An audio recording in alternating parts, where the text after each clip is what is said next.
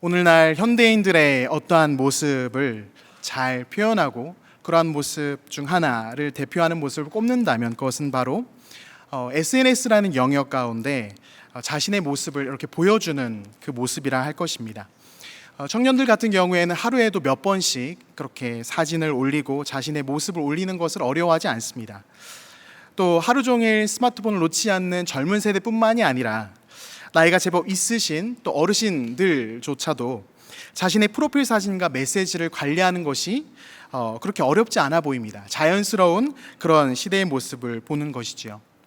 그래서 계절마다 좀 다른 장소에 가서 어떤 추억을 쌓고 나면 사진을 올리고 또 이벤트마다 어떤 모습으로 사진을 바꾸는 것을 자주 보게 됩니다. 그리고 그러한 사진들 가운데 공통점이 한 가지 있다면 그것은 그렇게 올리는 사진들 가운데 예쁘지 않거나 멋지지 않은 사진 단 하나도 없다는 것입니다. 다 예쁘고 다 멋지고 다 빛나는 그런 사진들을 올리는 것이죠.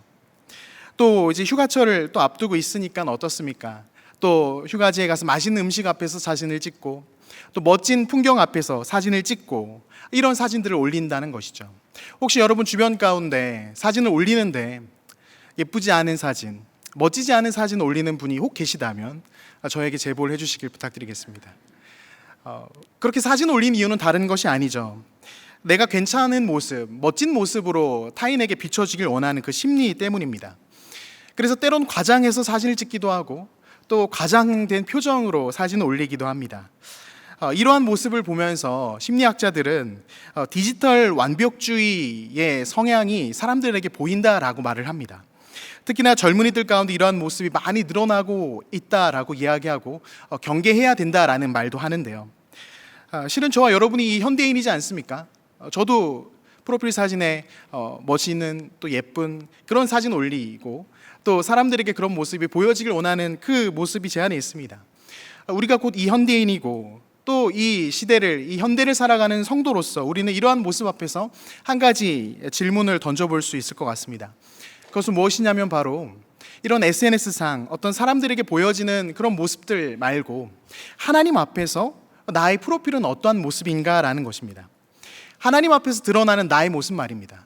하나님이 보시기에 내가 하나님께 보여드리고 싶은 그 모습은 과연 어떠한 모습이냐는 것이죠. 과거의 은혜를 누렸던, 과거의 영광이 담겨있던 그 모습을 하나님께 보여드리면서 하나님, 저 그래도 그때는 그런 은혜 누렸고 지금도 나쁘지 않게 잘 살아가고 있습니다라는 그런 모습을 우리가 하나님께 보여드리고 있지 않습니까? 그래도 나쁘지 않게 신앙생활하고 나름 열심히 하고 있으며 누군가에게 자랑할 만큼은 아니지만 그래도 어떤 손가락질 당한 만큼의 어떤 잘못을 하지 않고 살고 있으니 하나님, 저 그래도 괜찮지요라는 그러한 모습으로 말이지요. 만약 그렇다면 우리는 신앙생활의 이 여정 가운데 진실로 가장 큰 기쁨인 정말 우리의 존재 자체를 오롯이 사랑해 주시는 하나님의 마음을 놓치는 것일 수 있습니다. 우리는 하나님 앞에서 포장되어 있는 모습이 아니라 우리의 있는 그 모습 그대로, 어쩌면 가장 연약하고 초라해 보이는 그 모습 그대로 하나님 앞에 나아가는 것을 주저해서는 안 된다는 것이죠. 하나님 나를 어떻게 판단하실까? 사람들이 보고 사람들이 말하는 그런 판단의 기준으로 하나님 혹 나를 보실까라는 두려움에 사람들의 관점으로 우리가 하나님을 생각하는 것이 아니라 하나님이 나를 얼마나 사랑하시는지, 얼마나 나를 기다리고 계시는지 그 하나님의 마음에 집중하여 우리가 나아가야 된다는 것이지요. 바라기는 이 저녁에 우리가 하나님께 우리의 있는 모습 그대로 가장 솔직하고 또 어쩌면 가장 낮은 마음 그대로 주님께 나아가는 그러한 이 저녁 시간 되길 소망합니다. 오늘 말씀에서도 바로 그러한 은혜를 경험한 이 나아만이라는 인물이 등장합니다. 그에게 어떤 은혜가 필요했으며 하나님이 또 어떠한 방법으로 이끌어 가시는지 말씀을 통하여 함께 살펴보길 원하는데요. 오늘 본문의 열왕기하 5장 1절에서 말씀은 이렇게 시작합니다. 말씀 제가 먼저 읽어보겠습니다. 아람 왕의 군대 장관 나아만은 그의 주인 앞에서 크고 존귀한 자니 이는 여호와께서 전에 그에게 아람을 구원하게 하셨습니다. 그는 큰 용사이나 나병 환자더라. 말씀은 그를 아람이라는 나라의 군대 장관이라고 이렇게 표현하고 있습니다. 군대 장관이 어떠한 역할을 하는 사람이겠습니까? 그 나라의 2인자입니다. 당시에 군대가 얼마나 중요했는지 우리 너무나 잘 알고 있죠. 2인자이며 그 왕 앞에서 크고 존귀한 자, 막강한 권력을 가진 자, 그리고 이전에 어떠한 전쟁에서 많은 승리를 일궈냈던, 곧 왕과 백성들에게 존경과 칭송을 받는 그러한 인물이 바로 이 나아만이라는 것입니다. 그는 큰 용사였고 권력자였으며 어떤 존경을 받는 그런 인생을 살아가고 있었습니다. 그의 이름의 뜻이 기쁨이라는 뜻을 갖고 있거든요. 그래서 어쩌면 그 기쁨이라는, 그 기쁨의 사람이라는 이름 그대로 이 나아만이라는 사람의 인생의 모습을 살펴볼 때 그런 기쁨을 누리는 모습으로, 그 이름과 잘 어울리는 모습으로 살아가는 듯 보이는 것이죠. 그리고 어쩌면 이러한 모습이 우리가 원하는 모습 아니겠습니까? 권력을 갖고 사람들에게 칭송을 받고 많은 것을 가진 그 모습. 그러나 성경은 이러한 화려한 나아만의 모습을 단 한마디로 깨트려 버리고 있지요. 그는 큰 용사이나 나병 환자더라 라고 이야기합니다. 여기서 이 이나라는 접속사 하나가 그의 인생을 다시 해석해 준다라는 것입니다. 그는 큰 용사였습니다. 그러나 그는 나병 환자인 것이죠. 나병은 어떤 병입니까? 피부가 썩어 들어가는 병입니다. 그 모습이 너무 흉측해서 감출 수밖에 없는 병이죠. 누군가에게 알릴 수 없습니다. 당시 어떤 약도 없고 치료법도 없습니다. 서서히 그 나병이라는 고통스러운 질병에 고통하며 너무나 슬퍼하며 죽을 수밖에 없는 그 질병이 이 나병이라는 것입니다. 나아만은 아마 매일 밤 자신의 옷을 벗으면서 자신의 그 썩어가는 피부를 바라보았을 것입니다. 그러면서 닦아내면서 내가 왜 이런 고통을 당해야 하나, 왜 이런 힘든 일을 겪어야 하나, 자신의 인생을 비관하며 그 시간을 보냈겠죠. 아무리 비싼 옷을 입어도 가려지지 않습니다. 아무리 장군이라는 갑옷을 입어도 그 병은 감춰지는 것이 아니죠. 서서히 번져가는 것입니다. 서서히 번져가서 사람들이 알아볼 수 있을 만한 손이나 어떤 목덜미나 얼굴 쪽으로 그 병이 번져가는 것을 이 나아만은 너무나 두려워했을 것입니다. 기쁨의 사람, 이 기쁨이라는 이름과는 너무나 걸맞지 않은 또 다른 이 나아만의 모습. 그의 이름은 기쁨이고 기쁨의 사람이라는 어떤 이름의 뜻은 갖고 있지만 그의 삶은 어떻습니까? 기쁨이 없는 것입니다. 그의 병을 치료하기 위해서 많은 에너지를 써보고 많은 재정을 투여해 보지만 큰 용사이나 나병 환자라는 것입니다. 그리고 이 말, 큰 용사이나 나병 환자라는 이 말은 우리에게도 참으로 낯설지 않은 표현이기도 합니다. 왜 그렇습니까?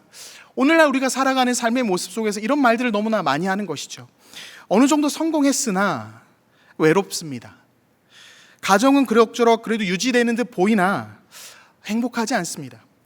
교회를 다니고는 있으나 기쁨이 사라졌습니다. 어떠한 일을 위해 열심을 내고 나름의 어떤 괜찮은 성과를 만들어냈으나 공허합니다. 사람들은 어떻습니까? 괜찮아 보이는 나만의 모습으로 살아가려고 합니다. 화장으로 피곤한 기색을 가리고요. 바쁜 일상으로 상처를 감추고 경력과 타이틀로 어떠한 그 마음들을 가리려고 합니다. 그러나 겉은 멀쩡해 보이지만 실상은 어떤 것입니까? 썩어 들어가고 있는 것입니다. 괜찮아 보이려 애쓰지만 그 마음속은 썩어 들어가고 있는 그 나병의 모습이 있는 것이죠. 그리고 이 나만의 모습을 보고, 그리고 오늘날 우리의 이 연약한 모습을 보면서 오늘 하나님께서는 이 말씀을 통하여 우리에게 다시 한번 이렇게 도전하시는 것입니다. 겉모습이 아닌 그 안의 내면을 바라보아라. 겉모습이 아닌 그 안의 내면을 나의 은혜로, 나의 능력으로 건져주고 고쳐주길 원하신다는 것입니다. 우리의 겉이 아닌 내면의 은혜가 작동하길 하나님이 원하신다는 것이죠. 그리하여 나아만이라는 참으로 연약한 인생을 위한 하나님의 놀라운 일들이 오늘 말씀 가운데 시작되는 것을 보게 됩니다. 그 하나님의 일하심 첫 번째 모습은 바로 이것인데요. 나를 위한 한 사람을 하나님이 보내신다는 것입니다. 열왕기하 5장 2절 3절 말씀인데 같이 한번 말씀 읽어보겠습니다. 전에 아람 사람이 떼를 지어 나가서 이스라엘 땅에서 어린 소녀 하나를 사로잡음에 그가 나아만의 아내에게 수종들더니 그의 여주인에게 이르되 우리 주인이 사마리아에 계신 선지자 앞에 계셨으면 좋겠나이다. 그가 그 나병을 고치리이다 하는지라. 아멘. 나아만의 회복은 엘리사가 아닌 작은 여종의 입에서부터 시작되는 것을 보게 됩니다. 그녀는 아람 군대가 약탈하며 끌고 온 전쟁 포로였고 이름조차도 기록되어 있지 않은 한 소녀입니다. 명확한 기록은 없지만 당시 포로 문화를 유추해 볼 때 부모도 이 전쟁통에 잃었을 것입니다. 가족과 고향을 잃어버린 모든 것이 빼앗긴 이 작은 여종의 모습이 등장하는 것이죠. 일반적으로 생각해 보면 이러한 여종의 입장에서 이 나의 원수 같은 이 아람 사람, 이 군대 장관 나아만의 이 나병, 이것은 마치 하늘의 벌이 이 나아만에게 임했을 거라고 생각할 것 같습니다. 마치 인과응보처럼 여기는 것이죠. 그래, 우리를 이렇게 고통스럽게 하더니 이런 안 좋은 병에 걸려 고통하는구나, 그래 한번 당해봐라, 이런 생각을 할 수 있는 것이죠. 그러나 하나님은 놀랍게 이 여종의 마음을 바꿔 가십니다. 그의 시선을 바꾸셔서 이 나아만을 향하여 원수의 시선으로 바라보는 것이 아니라, 미움의 대상으로 나아만을 바라보는 것이 아니라 긍휼함으로 그 주인을 바라보고 하나님의 선지자에 대한 이야기를 전하게 하셨다는 것입니다. 만약 나아만이 이 작은 여종의 이야기를 듣지 못했다면 그는 나병에 고통하여 결국 죽음을 맞이할 수밖에 없었을 것입니다. 그러나 하나님은 이 여종을 통하여 그를 부르시고 그의 인생의 은혜의 물결을 일으키셨다는 것입니다. 우리도 각자에게 이러한 그 한 사람이 있음을 알고 있습니다. 여러분 다 머릿속에 떠올려지는 그 한 사람이 있지 않습니까? 회사 식당에서 지나가는 가벼운 말이지만 예수님에 대해서 나에게 알려주었던 그 한 사람, 별로 귀담아 듣지 않았지만 나에게 복음이 필요하다라고, 교회에 함께 가자라고 손잡아주고 이끌어줬던 그 한 사람, 반복하여 예수 그리스도가 너의 인생이 필요하다라고 말해주었던 그 한 사람이 우리에게 있다라는 것입니다. 저 역시 청소년 시절에 정말 잊지 못할 그 한 사람이 있습니다. 질풍노도의 청소년 그 시기 사춘기를 겪으면서 저에게는 교회에 오는 것, 어떤 하나님에 대한 신앙을 갖고 살아가는 것이 전혀 와닿지가 않았습니다. 어떻게든 수련회의 시즌이 오면 가지 않으려고 몸부림쳤습니다. 친구들과 어떻게든 말을 맞춰서 이번 수련회 이런 핑계를 대고 한번 가지 말자, 이런 작전을 짰던 그런 사람이 지금 목사가 되어 있는 것입니다. 놀라운 일이죠. 전 아직도 기억합니다. 친구들과 머리를 맞대고 어떻게든 수련회 안 가려고 선생님께 거짓말을 할 때 선생님은 이미 다 알고 계신 거예요. 그러면서 제 손을 꼭 잡고 눈물로 기도해 주셨던 그 선생님의 모습이 저는 아직도 떠오릅니다.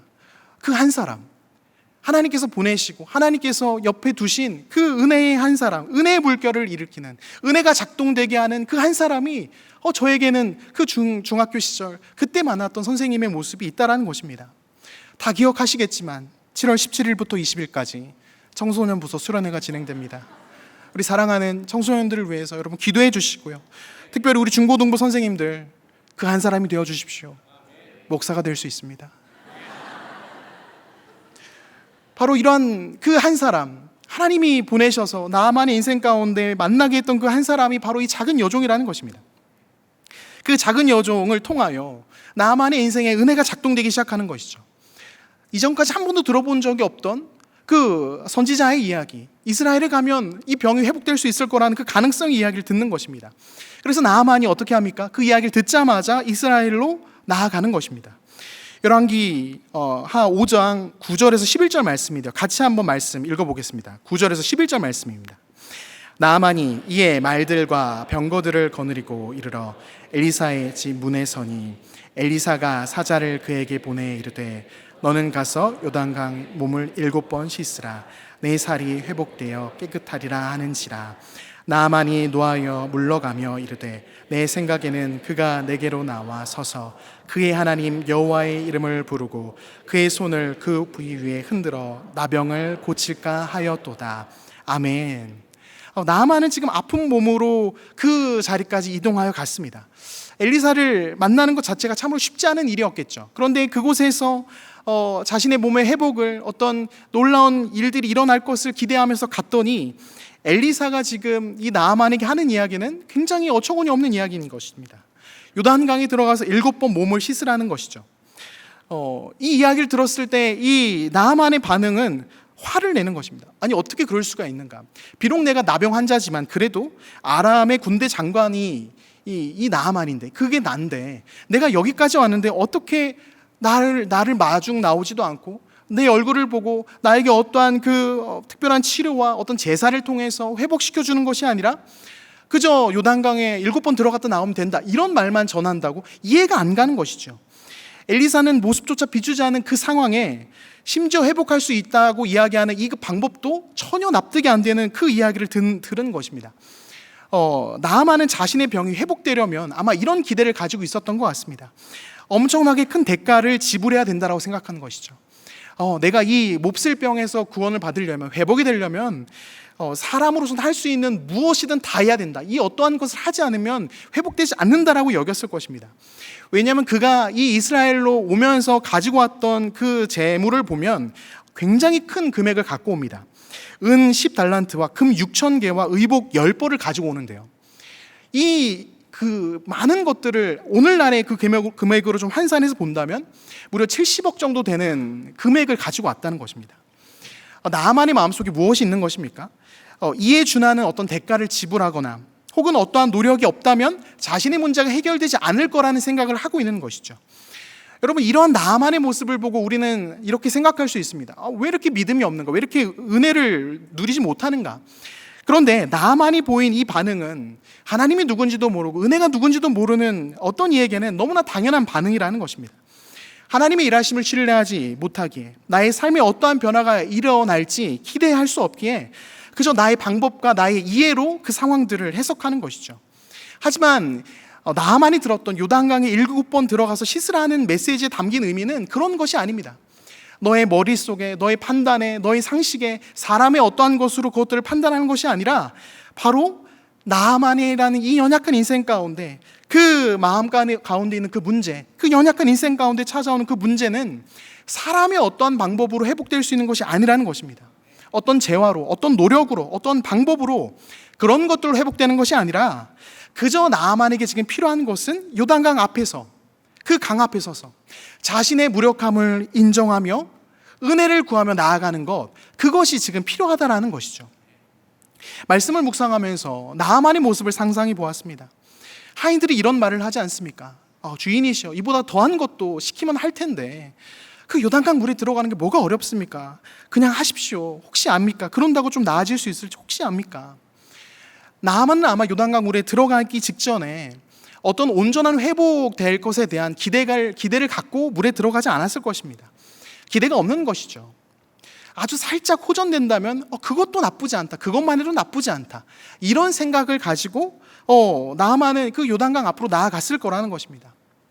다시 말해서 온전하지 않은 믿음이고 별로 기대도 없는 나아만의 모습이었습니다. 그런데 바로 이 지점에서 하나님께서 이 나아만이라는 연약한 인생 가운데 일하시는 두 번째 모습이 등장하는 것입니다. 그것이 무엇이냐면 바로 온전한 회복을 이루어 가신다는 것이죠.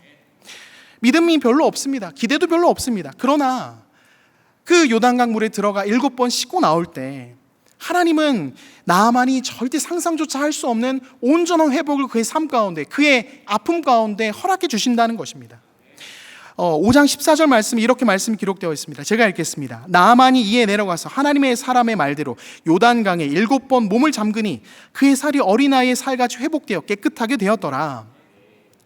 요단강으로 들어갈 때 나아만은 자신의 어떤 그 신분과 그 화려한 겉옷, 신분을 알리는 그 화려한 겉옷을 벗고 그 갑옷을 벗고 나병이라는 가장 감추고 싶은 그 모습으로 그 물에 들어갔을 것입니다.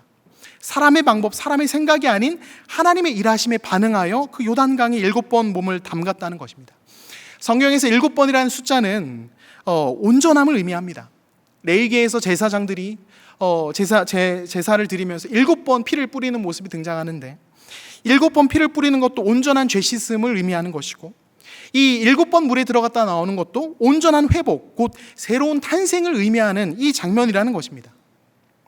그렇게 요단강에서 7번 몸을 담근 나아만의 모습을 그의 살인 어린아이 같이 회복되어 있다라고 말씀은 기록하고 있는 것입니다. 하나님을 모르고 은혜도 몰랐던 나아만이 이제 어떠한 인생으로 바뀌어가는 것입니까? 새로 태어났습니다. 새로운 삶을 경험하게 되는 것입니다. 이후 그의 고백은 15절에 이렇게 기록합니다. 같이 한번 읽어보겠습니다. 15절, 나아만이 모든 군대와 함께 하나님의 사람에게 돌아와서 그의 앞에 서서 이르되 내가 이제 이스라엘 외에는 온 천하에 신이 없는 줄을 아나이다. 아멘. 그의 입에서 고백되어지는 이 찬양, 하나님만이 유일한 분이시다. 그 변화 속에서 그는 아는 것입니다. 이전에는 이름만 기쁨이었지 그의 인생에 기쁨이 없었는데 하나님 앞에서 이 놀라운 은혜를 경험하자 그의 인생이 다시 그 기쁨이 회복되는 것입니다. 비로소 기쁨의 사람이 되어 간다라는 것이죠. 사랑하는 성도 여러분, 이 말씀 앞에서 우리가 무엇을 확인할 수 있습니까? 하나님의 은혜가 작동될 때 그 은혜의 물결은 온전한 회복, 곧 지으신 그대로의 회복을 이끌어 가신다는 것입니다. 우리가 너무나 잘 알고 사랑하는 말씀이 있죠. 고린도후서 5장 17절. 그런즉 누구든지 그리스도 안에 있으면 새로운 피조물이라. 이전 것은 지나갔으니 보라 새 것이 되었도다. 바로 이 모습이 나아만의 모습이며 하나님의 사람의 모습이라는 것입니다. 기독교 작가 헨리 나우엔이 이렇게 말했습니다. 당신의 과거의 상처나 실패가 아니라 하나님의 사랑 안에서 새롭게 정의되는 사람입니다. 우리를 과거의 상처나 실패에 묶어두고 그 상태에서 머물러 있는 인생이 아니라 나아만과 같이 하나님 안에서 온전한 회복을 이루어서 이제는 하나님 안에서 새롭게 정의된 그런 모습으로 나아가는 것이 바로 저와 여러분이라는 것이죠. 하나님 안에서 온전한 회복을 경험한 인생은 새로운 매일을 맞이할 수 있다는 것입니다. 사랑하는 성도 여러분, 바로 이 모습, 나아만이 회복을 경험했던 그 모습, 새로운 피조물된 바로 이 모습, 바로 이 모습이 저와 여러분 성도들이 갈망하고 꿈꿔야 될 그 모습이 아닐 수 없습니다. 그 모습을 우리가 기대해야 되는 것입니다. 갑옷 안에 상처를 싸매고 끙끙거리면서 살아가는, 그것을 감추고 보이지 않으려고 하고 하나님 앞에서도 나는 괜찮습니다, 내 마음에 그 나의 죄의 모습, 나의 그 상처의 모습, 드러내고 싶지 않은 그 모습 알고 싶지 않습니다라고 끙끙거리며 살아가는 것이 아니라 이 나아만이 경험했던 이 회복을 저와 여러분 또한 경험해야 된다는 것입니다. 여기서 끝이 아닙니다. 이 기쁨의 사람, 이제 나아만은 기쁨의 사람이 되었죠. 이 기쁨의 사람에게 하나님은 세 번째 일하심을 보여주는데, 그것은 바로 그 나아만의 인생이 거기서 멈추는 것이 아니라 삶의 도전으로 하나님이 이끌어 가신다는 것입니다.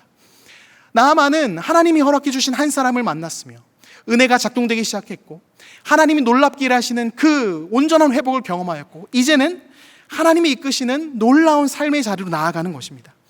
나아만은 지금 아람 사람이죠. 비록 몸이 지금은 회복되었으나 이 나아만은 다시 아람으로 돌아갈 것입니다. 그곳에 무엇이 있습니까? 우상들이 있지요. 하나님이 없습니다. 하나님을 예배하는 삶을 살 수 없는 것입니다. 그러나 이 나아만은 이 자신의 회복 이후에 이런 고백을 하나님께 올려드리고 엘리사에게 말합니다. 17절 하반절과 18절 말씀인데요, 제가 읽겠습니다. 이제부터는 종이 번제물과 다른 희생제사를 여호와 외 다른 신에게는 드리지 아니하고 다만 여호와께 드리겠나이다. 18절 말씀입니다.